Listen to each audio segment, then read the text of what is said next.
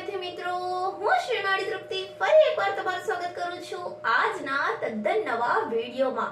વિદ્યાર્થી મિત્રો, આપણે આની પહેલાના વિડીયોમાં પૂર્ણ સંખ્યાઓ વિશેની ઘણી બધી માહિતી મેળવી ચૂક્યા છીએ। તો આજે આપણે શીખવાના છીએ પૂર્ણ સંખ્યાઓનો સ્વાધ્યાય 2.1। તો ચાલો ફટાફટથી વિડીયો શરૂ કરીએ અને જોઈએ આપણા સ્વાધ્યાયનો પહેલો પ્રશ્ન। અહીં આપણને પ્રશ્ન પૂછ્યો છે કે 10,999 ના પછી તરત આવતી ત્રણ પ્રાકૃતિક સંખ્યા લખો। તો 10,999 ના પછી તરત આવતી ત્રણ પ્રાકૃતિક સંખ્યાઓ આપણે અહીં લખીશું। આપણે શીખી ગયા છીએ કે તરત પછી આવતી સંખ્યા જો આપણે લખવી હોય તો આપણે આપેલી સંખ્યામાં એક ઉમેરવો પડે। તો આપણે 10,999 ના તરત પછી આવતી સંખ્યા લખીશું। જો 10,999 ના પછી તરત આવતી સંખ્યા કઈ થશે? 10,999 માં એક ઉમેરશો તો મળશે 11,000। તો અહીં પહેલી સંખ્યા આવશે 11,000। હવે આ 11,000 માં પાછો એક ઉમેરશો એટલે મળશે 11,001। હવે આ 11,001 માં હજુ એક ઉમેરશો તો મળશે 11,002। તો આ પ્રકારની ત્રણ સંખ્યાઓ આપણને મળશે 11,000, 11,001 અને 11,002। તો આ છે આપણા પહેલા પ્રશ્નનો જવાબ। તો વિદ્યાર્થી મિત્રો, આના પછીનો બીજો પ્રશ્ન છે કે 10,001 ના પહેલા તરત આવતી ત્રણ પૂર્ણ સંખ્યાઓ લખો। જ્યારે આપણે પહેલાની સંખ્યાની વાત કરી રહ્યા હોઈએ ત્યારે આપણે આપેલી સંખ્યામાંથી એક બાદ કરીશું, બરાબર? તો અહીં 10,001 માંથી આપણે એક બાદ કરીશું તો આપણને એની તરત પહેલા આવતી સંખ્યા મળશે। તો અહીં લખીશું 10,001 ના પહેલા તરત આવતી સંખ્યા 10,001 ના પહેલા તરત આવતી સંખ્યા થશે 10,000। 10,001 માંથી એક બાદ કરશો તો 10,000 મળી જશે। તો પહેલી આવશે 10,000। બીજી 10,000 માંથી પાછો એક બાદ કરીશું તો આપણને મળશે 9,999। તો આ બીજી સંખ્યા। હવે ત્રીજી એની પહેલા આની તરત પહેલા આવતી સંખ્યા માટે આમાંથી પાછો એક બાદ કરીશું તો મળી જશે 9,998। તો આ પ્રકારનો આપણો બીજા પ્રશ્નનો જવાબ આવશે। પછીનો ત્રીજો પ્રશ્ન છે સૌથી નાની પૂર્ણ સંખ્યા કઈ છે? તો જ્યારે આપણે ભાગ 1 માં પૂર્ણ સંખ્યાઓ વિશે શીખ્યા ત્યારે આના વિશે આપણે શીખ્યા હતા કે પૂર્ણ સંખ્યાઓની શરૂઆત શૂન્યથી થાય છે, માટે સૌથી નાનામાં નાની પૂર્ણ સંખ્યા થશે 0। 0 એ સૌથી નાનામાં નાની પૂર્ણ સંખ્યા છે। પરંતુ તમને પૂછ્યું હોય કે સૌથી નાની પ્રાકૃતિક સંખ્યા કઈ તો જવાબ આવશે 1। આપણો ચોથો પ્રશ્ન છે કે સંખ્યાઓ 32 અને 53 ના વચ્ચે આવતી પૂર્ણ સંખ્યાઓ કેટલી છે તે જણાવો। અહીં ફક્ત આપણે પૂર્ણ સંખ્યાઓ આ બંને સંખ્યાની વચ્ચે કેટલી આવે છે એ ગણવાની છે। તો ચાલો શરૂઆત કરીએ। 32 પછી આવશે 33, 34, 35, 36, 37, 38, 39, 40, 41, 42, 43, 44, 45, 46, 47, 48, 49, 50, 51 અને 52. તો ચાલો ગણીએ કે આ પૂર્ણ સંખ્યાઓ કેટલી છે. અહીં આપણે એક વસ્તુનું ધ્યાન રાખીશું કે આપણને કહ્યું છે 32 અને 53 ના વચ્ચે આવતી પૂર્ણ સંખ્યાઓ, એમાં આપણે 32 અને 53 ને ગણીશું નહીં. તો ચાલો શરૂ કરીએ. 1 2 3 4 5 6 7 8 9 10 11 12 13 14 15 16 17 18 19 અને 20. તો અહીં આપણો જવાબ આવશે 20 પૂર્ણ સંખ્યાઓ છે.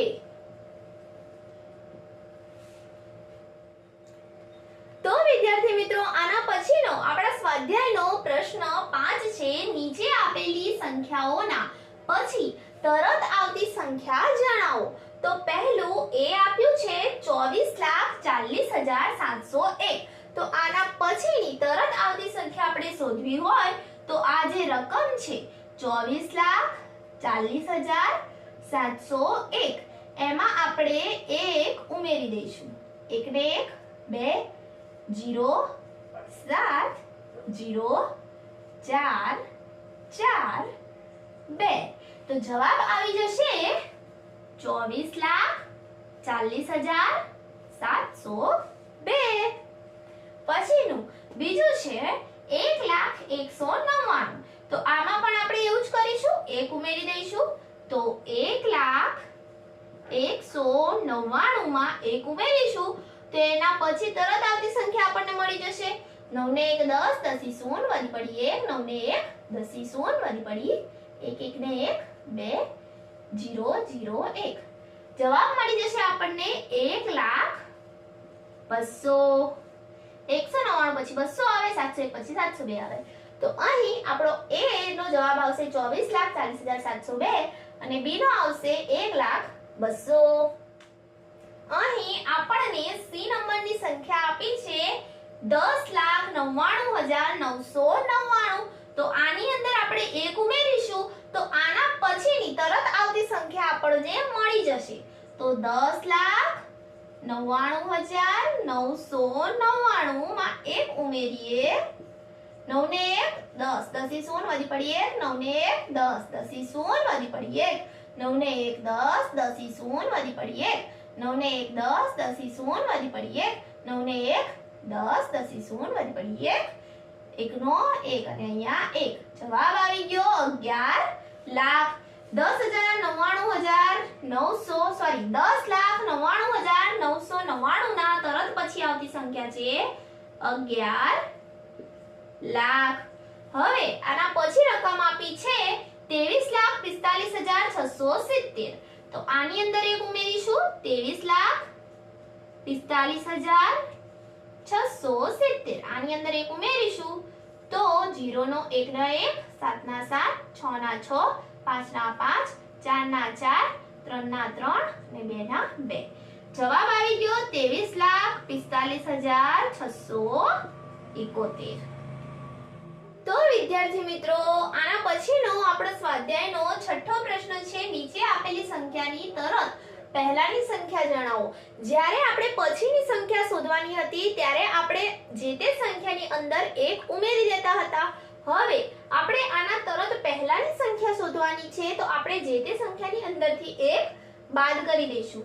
તો અહીં 94,000 માંથી 1 બાદ કરીશું તો મળશે 93. એ જ પ્રકારે 10,000 માંથી આપણે જો 1 બાદ કરી દઈશું તો આપણને મળશે 9,999. 9,999 આપણને મળશે. તો વિદ્યાર્થી મિત્રો, આના પછી આપણને C નંબરની સંખ્યા આપી છે 2,80,090. તો આમાંથી આપણે 1 બાદ કરવાનો છે. તો 90 માંથી 1 બાદ કરીએ. આપણે જે પ્રકારે આગળ પહેલી જે છેલ્લી સંખ્યાઓ હોય એમને પહેલા જોતા હતા એ પ્રકારે આમાં પણ કરીશું. લાંબી રકમ જોઈને ગભરાઈ નથી જવાનું. તો 90 માંથી 1 બાદ કરીશું તો જવાબ મળી જશે 89. તો અહીં જવાબ આવશે 2,80,089. આ પ્રકારનો આપણો અહીં જવાબ આવી જશે. તો અહીં બીજી આપણને સંખ્યા આપી છે D નંબરની 76,54,321. લાંબી સંખ્યા છે, ગભરાઈ નથી જવાનું. પાછળની સંખ્યા જોવાની છે. 21 છે. 21 માંથી 1 જાય તો 20. તો આના તરત પહેલાની સંખ્યા આવશે 76,54,320. આના પછીનો આપણા સ્વાધ્યાયનો 7મો પ્રશ્ન છે કે નીચે આપેલી સંખ્યાઓની જોડીમાંથી સંખ્યા રેખા પર કઈ સંખ્યા ડાબી બાજુ આવશે અને કઈ સંખ્યા જમણી બાજુ આવશે તે જણાવો તથા તેમની વચ્ચે કયા ચિહ્નનો ઉપયોગ થશે તે પણ જણાવો. તો અહીં આપણે શીખી ગયા છીએ કે નાની સંખ્યા સંખ્યા રેખામાં ડાબી બાજુ હોય છે, મોટી સંખ્યા સંખ્યા રેખામાં જમણી બાજુ હોય છે. તો અહીં 503 એ 530 ની ડાબી બાજુએ આવશે, અથવા તમે એ પણ કહી શકો કે 530 એ 503 ની જમણી બાજુએ આવશે. બરાબર. તો અહીં ચાલો લખીએ 503 એ 530 ની ડાબી બાજુએ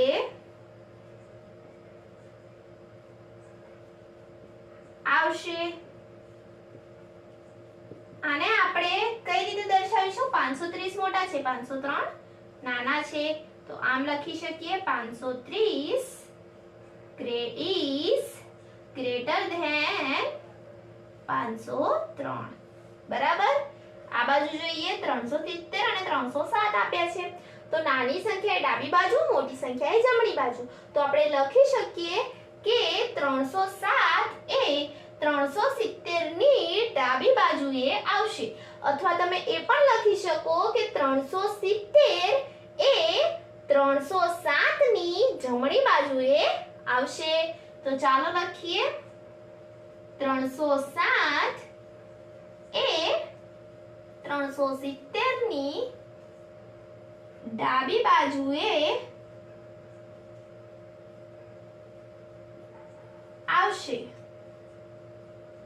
અથવા એ પણ લખી શકો કે 370 એ 307 ની જમણી બાજુએ આવશે. ડાબી બાજુએ આવશે. કઈ રીતે દર્શાવીશું? 370 એ 307 કરતા મોટા છે. હવે પછીની સી નંબરની સંખ્યા આપણને આપી છે 98,765 અને 56,789.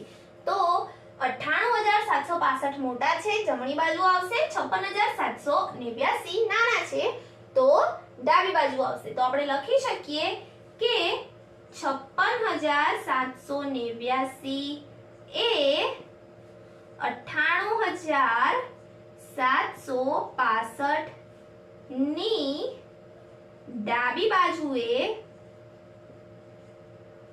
આવશે. નિશાની કઈ આવશે? નિશાની જોઈશું. તો નિશાની અહીં 98,765 મોટા હોવાથી આ બાજુ ગ્રેટર ધેન આવશે, પેલી બાજુ આપણે નાની સંખ્યા છે, તો આ રીતે લખાશે 56,789. આવો જવાબ આવશે. આના પછીની ડી નંબરની આપણને સંખ્યા આપી છે 98,30,415 અને 1,23,001. તો અહીં 98 લાખ એ 1 કરોડ કરતા તો નાના જ છે, માટે 98 લાખ એ ડાબી બાજુએ આવશે અને 1 કરોડ એ જમણી બાજુએ આવશે. તો ચાલો જવાબ લખીએ કે 98,30,415 એ 1,23,001 ની ડાબી બાજુએ આવશે. ચિહ્ન કયું આવશે વચ્ચે?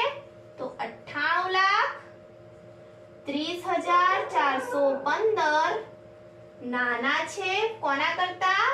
1,23,001 કરતા. આ પ્રકારેનું ચિહ્ન આવશે. આ પ્રકારે આપણો જવાબ આવશે. ચાલો વિદ્યાર્થી મિત્રો, હવે આપણે શીખીએ આપણા સ્વાધ્યાય 2.1 નો પ્રશ્ન 8, જે છે નીચે આપેલા વાક્યમાંથી કયું વાક્ય ખરું અને કયું વાક્ય ખોટું છે તે જણાવો. તો અહીં આપણે ખરા વાક્યની સામે ખરું લખીશું અને ખોટા વાક્યની સામે ખોટું લખીશું. તો ચાલો આપણું પહેલું વિધાન જોઈએ, જે છે 0 એ સૌથી નાની પ્રાકૃતિક સંખ્યા છે. તો આપણે આગળ પણ ચર્ચા કરી ગયા છીએ અને ફરી એકવાર કહું છું કે 0 એ સૌથી નાની પૂર્ણ સંખ્યા છે. પૂર્ણ સંખ્યાની શરૂઆત 0 થી થાય છે. 0, 1, 2, 3, 4, 5 એમ અનંત સુધી પૂર્ણ સંખ્યાઓ આવેલી છે. પણ સૌથી નાની પ્રાકૃતિક સંખ્યા એ 1 છે. 1 થી પ્રાકૃતિક સંખ્યાઓની શરૂઆત થાય છે. પ્રાકૃતિક સંખ્યાઓમાં 0 નો સમાવેશ થતો નથી, માટે 0 એ સૌથી નાની પ્રાકૃતિક સંખ્યા છે. આ વિધાન ખોટું છે. તો અહીં આપણે ખોટું લખીશું. પહેલું વિધાન આપણું ખોટું છે. પછીનું બી નંબરનું વિધાન આપ્યું છે કે 400 એ સંખ્યા 399 ના પહેલા આવતી સંખ્યા છે. વિધાનને બરાબર વાંચવાનું છે. શું કહ્યું છે કે 400 એ સંખ્યા 399 ના પહેલા આવતી સંખ્યા છે, પરંતુ એવું તો નથી. 399 ના પછી 400 આવે છે, માટે આ વિધાન પણ આપણું કેવું થઈ જશે? ખોટું. આપણું બી નંબરનું વિધાન પણ ખોટું છે. પછીનું સી નંબરનું વિધાન છે 0 સૌથી નાની પૂર્ણ સંખ્યા છે. હવે કહ્યું છે કે 0 સૌથી નાની પૂર્ણ સંખ્યા છે, માટે આ વિધાન કેવું થશે? સાચું. 0 એ સૌથી નાની પૂર્ણ સંખ્યા છે. પૂર્ણ સંખ્યાઓની શરૂઆત 0 થી થાય છે. પછીનું ડી નંબરનું વિધાન છે કે 600 એ સંખ્યા 599 ના પછી આવતી સંખ્યા છે. ફરીથી એક વખત ધ્યાનથી વિધાન વાંચો. શું કહ્યું છે કે 600 એ સંખ્યા 599 ના પછી આવે છે. તો આ વિધાન સાચું છે. 599 માં 1 ઉમેરશો એટલે એના પછી તરત જ 600 આવી જશે, માટે આ ડી નંબરનું વિધાન આપણું સાચું છે, ખરું છે. પછીનું ઈ નંબરનું વિધાન જોઈએ કે દરેક પ્રાકૃતિક સંખ્યા પૂર્ણ સંખ્યા છે. ફરીથી વિધાન વાંચો કે દરેક પ્રાકૃતિક સંખ્યા પૂર્ણ સંખ્યા છે. તો પ્રાકૃતિક સંખ્યા 1, 2, 3, 4, 5 એવી અનંત સુધી આવેલી છે. તો પૂર્ણ સંખ્યાઓમાં આ બધી જ સંખ્યાઓનો સમાવેશ થઈ જાય છે, માટે આપણું જે આ વિધાન છે એ ખરું છે. દરેક પ્રાકૃતિક સંખ્યા એ પૂર્ણ સંખ્યા છે. પછીનું આપણું એફ નંબરનું વિધાન જોઈએ કે દરેક પૂર્ણ સંખ્યા પ્રાકૃતિક સંખ્યા છે. હવે અહીં આ વિધાન વિદ્યાર્થી મિત્રો ખોટું થશે. કેમ? કારણ કે પૂર્ણ સંખ્યામાં 0 આવેલો છે, જ્યારે પ્રાકૃતિક સંખ્યામાં 0 નો સમાવેશ થતો નથી, માટે દરેક પૂર્ણ સંખ્યા એ પ્રાકૃતિક સંખ્યા નથી, કારણ કે 0 એ પ્રાકૃતિક સંખ્યામાં આવતો નથી, માટે આ વિધાન આપણું ખોટું છે. પછીનું જી નંબરનું વિધાન જોઈએ કે 2 અંકોની પૂર્ણ સંખ્યાની પહેલા આવતી સંખ્યા 1 અંકની ન હોઈ શકે. ફરીથી ધ્યાનપૂર્વક વિધાન વાંચીએ કે 2 અંકોની પૂર્ણ સંખ્યાની પહેલા આવતી સંખ્યા 1 અંકની ન હોઈ શકે. તો વિદ્યાર્થી મિત્રો આ વિધાન આપણું ખોટું છે. કેમ? કારણ કે 2 અંકની પૂર્ણ સંખ્યા ધારો કે લઈએ 10, તો 10 ની પહેલા આવતી એક પૂર્ણ સંખ્યા 9 એ 1 અંકની છે. 9 1 અંકનો છે અને એના પછી તરત આવતી સંખ્યા 10 એ 2 અંકની છે, માટે જી નંબરનું આપણું વિધાન ખોટું છે. પછીનું આપણું વિધાન જોઈએ એચ નંબરનું, જે છે 1 એ સૌથી નાની પૂર્ણ સંખ્યા છે. તો આ વિધાન પણ કેવું થઈ જશે? ખોટું. આગળ ચર્ચા કરી ગયા છીએ, વારંવાર ચર્ચા કરી છે કે 0 એ સૌથી નાની પૂર્ણ સંખ્યા છે અને 1 એ સૌથી નાની પ્રાકૃતિક સંખ્યા છે, માટે એચ નંબરનું આપણું વિધાન ખોટું છે. પછીનું વિધાન જોઈએ પ્રાકૃતિક સંખ્યા 1 ની પહેલા આવતી કોઈ સંખ્યા નથી. તો હા, આ સાચી વાત છે. પ્રાકૃતિક સંખ્યામાં સૌથી નાનામાં નાની સંખ્યા જ 1 છે, તો એની પહેલા તો કોઈ સંખ્યા આવતી જ ન હોય, માટે આ વિધાન આપણું કેવું થઈ જશે? આ વિધાન ખરું થશે. પછીનું જે નંબરનું વિધાન છે કે પૂર્ણ સંખ્યા એકની પાસે તેની પહેલા આવતી કોઈ સંખ્યા નથી. હવે પૂર્ણ સંખ્યાની વાત કરી છે. પૂર્ણ સંખ્યાની શરૂઆત શૂન્યથી થાય છે, માટે એકની પહેલા આવતી સંખ્યા શૂન્ય થશે. માટે આ વિધાન કેવું થઈ જશે? ખોટું, કારણ કે પૂર્ણ સંખ્યા એકની પાસે તેની પહેલા આવતી સંખ્યા શૂન્ય છે. પછીનું વિધાન જોઈએ કે નંબરનું જે છે પૂર્ણ સંખ્યા 13 એ સંખ્યાઓ 11 અને 12 ના વચ્ચે આવે છે. તો આ વિધાન કેવું છે? ખોટું છે, કારણ કે પૂર્ણ સંખ્યા 13 એ સંખ્યાઓ 11 અને 12 ના વચ્ચે નથી આવતી, પરંતુ 12 ના પછી આવે છે ને 13. તો આ વિધાન કેવું થઈ જશે? ખોટું. પછીનું આપણું વિધાન જોઈએ જે છે પૂર્ણ સંખ્યા 0 પાસે તેની પહેલા આવતી કોઈ સંખ્યા નથી. તો પૂર્ણ સંખ્યાઓની શરૂઆત જ શૂન્યથી થાય છે, તો શૂન્યની પહેલા કોઈ સંખ્યા આવતી હશે નહીં. માટે આ વિધાન આપણું કેવું છે? આ વિધાન આપણું સાચું છે. પૂર્ણ સંખ્યા 0 ની પાસે તેના પહેલા આવતી કોઈ સંખ્યા નથી. પછીનું m નંબરનું વિધાન જોઈએ કે 2 અંકોની સંખ્યા પછી આવતી સંખ્યા હંમેશા 2 અંકની જ હોય છે. તો આવું તો શક્ય નથી કે 2 અંકોની સંખ્યા પછી આવતી સંખ્યા હંમેશા 2 અંકની જ હોય. હંમેશા કહ્યું છે, કારણ કે 2 અંકની સંખ્યા 99 છે અને 99 ના તરત પછી આવતી સંખ્યા 100 એ કેટલા અંકની છે? 3 અંકની છે. માટે આપણું જે m નંબરનું વિધાન છે એ પણ કેવું થઈ જશે? ખોટું. તો આપણો અહીં આ સ્વાધ્યાય પૂર્ણ થાય છે. તો વિદ્યાર્થી મિત્રો, અહીં આપણો આ વિડિયો તથા આપણો આ બીજો પાઠ પૂર્ણ સંખ્યાઓ પૂર્ણ થાય છે. હું આશા રાખું છું કે તમને આજનો આ વિડિયો ગમ્યો હશે. જો વિડિયો ગમ્યો હોય તો વિડિયોને લાઈક કરો, તમારા મિત્રો સાથે શેર કરો, અને જો અમારી આ ચેનલ પર નવા હોય તો આને સબસ્ક્રાઇબ કરવાનું ના ભૂલતા. Thank you friends. Keep watching, keep learning.